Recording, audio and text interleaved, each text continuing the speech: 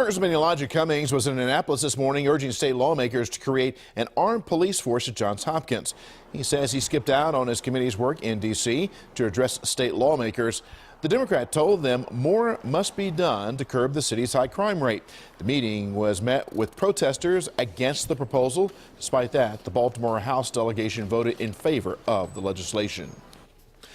It's a heated question in the General Assembly. Should civilians have the power to overrule state police when it comes to handgun permits?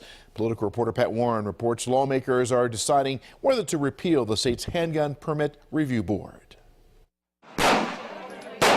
Can the question of a gun permit review board stir up emotion? For former board member Shari Judah, it does, who shouted over committee requests to end her testimony and was ejected from the room. Marylanders seeking a handgun permit deserve.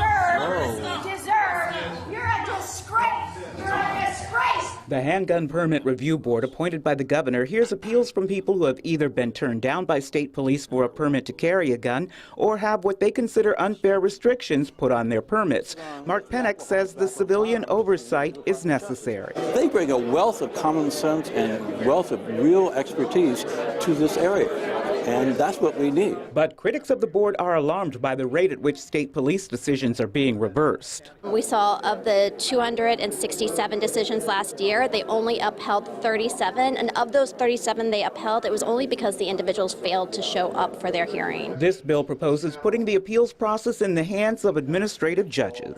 If in fact the state police make an arbitrary decision, an administrative law judge is better trained than a civilian to decide, did the state police follow the laws of Maryland? Asked about the repeal, Governor Hogan's office says the governor will consider any legislation that reaches his desk. I'm Pat Warren reporting from Annapolis for WJZ.